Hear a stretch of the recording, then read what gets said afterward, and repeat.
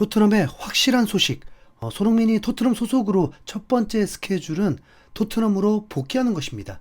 해외 매체 기자들은 주말쯤에 선수들이 이제 모일 거라고 했었는데 실제로 토트넘 선수들의 실내 훈련 영상이 공개가 되었습니다. 손흥민이 굳이 비밀리에 출국할 리는 없을 거라고 생각했다 보니까 주말에 손흥민이 런던으로 떠나고 팬들도 운집하고 기사도 나올 줄 알았는데 손흥민이 당황스럽게도 춘천에 있는 쏜 아카데미 훈련장을 방문해서 사진을 찍었고 SNS에 게재를 한 이후에 잠적이었습니다. 인스타에는 삼성 갤럭시 광고물이 올려 있더라고요. 그러니까 런던을 가지 않은 거죠. 그리고 런던으로 가지 않았다고 더 확신이 든 건 손흥민이 싸이의 흠뻑쇼 콘서트를 갔었는지 싸이와 함께 투샷을 찍고 싸이가 영광스럽다면서 SNS에 게재를 했습니다. 한국에 있는 거 확실하고 또 한 가지는 토트넘 선수들 실내 영상에 손흥민이 없었습니다. 썸네일에 솔랑키, 비카리오 선수들이 있었다 보니 설마 혹시 손흥민을 정말 안중이 없다는 듯 그런 건 아닌가 했지만 그냥 손흥민이 아직 오지 않았기 때문이었습니다. 그리고 손흥민만 없는 게 아니라 로메로, 메디슨도 없었습니다. 로메로는 지난 12월 달에 과속 단속에 적발되었던 게 공개가 되면서 6개월 면허 정지 처분을 받았다는 소식만 나오더라고요. 메디슨은 그동안 재활 훈련하고 있는 영상들이 공개되었고 메디슨 이적설은 아예 나오지도 않았으니까 이번 훈련 영상에 등장하지 않았다고 해서 의구심을 품을 필요는 없겠죠. 영상에 나오지 않은 선수들은 꽤 많았습니다. 오히려 등장한 선수들만 거론해 보면 비카리오, 솔랑케, 베리발, 킨스키, 드라구신, 스펜스, 클루셉스키 외에 유망주들이었습니다. 그리고 2명의 선수가 더 있었는데 먼저 양민혁이 복귀를 했습니다. 퀸즈파크 레인저스에서 6개월 임대를 뛰고 토트넘으로 다시 복귀를 했는데 한 커뮤니티에서는 양민혁의 고강도 높은 훈련 영상이 공개가 되면서 많은 해외 팬들이 댓글을 남기기도 했습니다. 그런데 대부분은 양민혁이 임대를 갈 것으로 보고 있더라고요. 기적적으로 잔류에 성공한 스펜스처럼 프랭크 감독이 양민혁을 너무 마음에 들어해서 양민혁에게도 기회가 올 수도 있겠지만 현실적으로는 어렵다고 봐야죠. 현재 공격 자원에다가 왼발 쿠두스까지 영입을 한다면 양민혁의 설 자리를 찾기는 더 힘듭니다. 양민혁의 각오가 느껴지는 영상이었습니다. 그리고 또 한 명의 선수가 있었습니다. 정말 예상 밖이었는데 얘 왜 이러는 거죠? 브리안 힐, 토트넘 이미 떠났던 거 아니었나요? 힐은 내년까지가 계약 기간이더라고요. 토트넘 입장에서는 이번 기간에 무조건 팔려야 하는 선수인데 아무래도 토트넘의 실패작인 것 같죠. 힐은 손흥민보다 먼저 유로파리그 우승을 경험하긴 했는데 별다른 임팩트를 남기지 못하면서 곤란한 상황이 되었습니다. 2021년에 라멜로와 퉁쳐서 그렇지 몸값이 5천만 유로 정도의 선수였습니다. 아마 지금은 2천만 유로에도 안 사갈 듯 하거든요. 열심히 훈련을 하는데 왠지 처량해 보이고 실제 해외 팬들도 외로워 보인다고 하더라고요. 혹시 모릅니다. 힐이 왼발잡이기 때문에 황당하게도 잔류하게 될지도. 이 친구 진짜 고집 있네요. 피지컬은 전혀 달라지지 않았더라고요. 한 팬은 양민혁과 비슷한 피지컬일 거라고 생각했는데 착각이었다고 했습니다. 그리고 며칠 뒤에 토트넘 야외 훈련 영상도 공개가 되었는데요.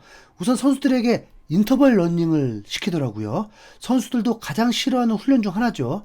양민혁도 카메라에 많이 잡혔습니다. 그리고 팀에 잘 녹아들어 있고 한 가지 확실한 건 양민혁이 173cm 페드로 포로보다 확실히 더 큽니다.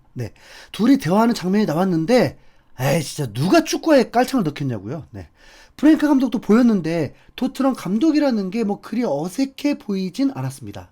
이제 프랭크 감독이 손흥민 만나면 모든 게 정리될 겁니다. 토트넘 훈련 영상만으로도 손흥민의 거취 문제는 여전히 예측 불가가 되었습니다. 아무리 손흥민이 잔류할 거라고 보더라도 이 정도로 소식이 뜸하니까 살짝 위축은 되더라고요. 최근 유튜브를 하고 있는 토트넘 찐 팬들이 손흥민에 대해서 언급을 했는데 이 친구들은 정말 저와 거의 흡사한 생각을 가지고 있더라고요. 손흥민은 기량 저하가 아니라 수비 부담을 시킨 전술적 희생이었다. 손흥민에게 수비 부담을 줄이고 공격에 특화되게 주문한다면 살라처럼 활약할 수 있다. 손흥민이 이번 주에 출국하게 되면 프랭크 감독과 만남을 통해서 확실해지겠죠. 네.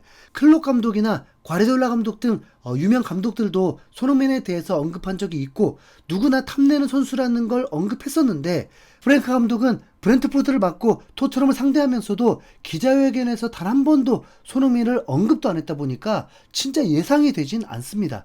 그런데 생각해보면 손흥민이 중요한 선수라는 걸 언급해줘야 중요한 선수라는 그 정도 선수가 아니거든요. 네. 그냥 말하지 않아도 최고의 선수이기 때문에 뭐 굳이 신경 쓸 것도 없습니다. 네. 손흥민이 복귀해서 토트넘의 두 번째 스케줄은 이제 바로 프리시즌 시작과 함께 먼저 7월 19일 토요일 밤 11시에 레딩이란 팀과 원정 경기로 평가전을 치르게 됩니다. 2부 리그 팀이죠. 레딩과 토트넘이 경기하는 이유는 특별히 나와 있지 않습니다. 승패는 상관이 없지만 프랭크 감독이 선수들의 기량을 체크하고 자신의 전술을 어떻게 단시간에 주입시킬 것인가가 관건일 것입니다. 그리고 그 다음 주에는 3부 리그로 추락한 루턴타운과 원정 경기로 치릅니다. 여기까지는 프리시즌이 매우 시시하다고 느낄 수 있을 텐데요. 이후부터 리그가 개막하기 전까진 4경기가 대박입니다. 먼저 5일 뒤인 7월 31일에 홍콩에서 아스날과 북런던 더비를 치르게 됩니다. 프리시즌이기 때문에 승패에 연연할 필요 없다고 하지만 북런던 더비는 다르기 때문에 이때부터는 주전 선수들의 출전은 더욱 확실해지겠죠.